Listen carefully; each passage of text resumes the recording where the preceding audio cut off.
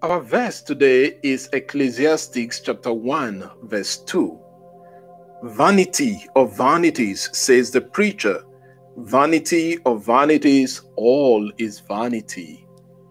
Havel Havalim Amar Kohelet, Havel Havalim Hakol Havel.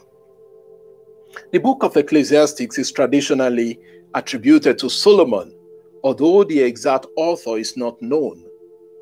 Kohelet comes from the Hebrew root kahal, which means assembly, and that is why some translations like ours use the preacher, which could also be translated as the leader of the assembly. The name Kohelet does not mean the name of the author, but in our reflection we shall always use Kohelet, since that is the way the author describes himself, as the preacher. The word vanity occurs 5 times out of 12 words in this verse, and 37 times in the book of Ecclesiastes. The word in Hebrew is hevel, which means breath, vapor, nothingness, perishableness, or void. But the way it is translated in English depends on the context. Kohelet underscores the nothingness of everything around us. They all disappear like a breath, in the same way that a human being loses his breath and dies. At creation, God breathed his spirit into the human being. It was the breath of God that gave life to the human person. When that breath is taken away, life ends. Hevel occurs a few times in the book of Job. And on one instance, when Job was replying his friends, we read, "I loathe my life. I would not live forever. Leave me alone, for my days are a breath." Job chapter 7, verse 16.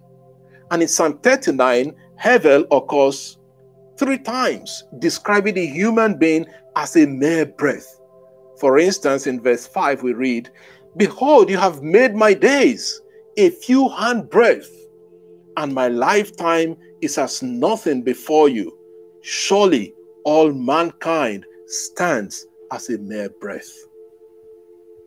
The reflection of Kohelet and his experience convinced him that it is a waste of time and energy to focus on this life. Life is a mere breath, which suddenly disappears when compared to life in eternity. How then should I live my life? Does that mean one should be lazy or one should be idle? No. What it means is that we should always act consciously that this life is only like a drop in the ocean compared to what lies ahead of us. The author of this book is sometimes called a pessimist by many people because of the ways he sees life. But I would not see Kohelet that way. I would rather see him as a wise sage who has tremendous experience and analyzes life based on his experience. We can confirm this idea in chapter 1, verse 14, where we read, "I have seen everything that is done under the sun, and behold, all is vanity and is striving after wind." I have seen everything done under the sun. In the next 2 days, I'll be reflecting on different aspects of vanity we find in the book of Kohelet.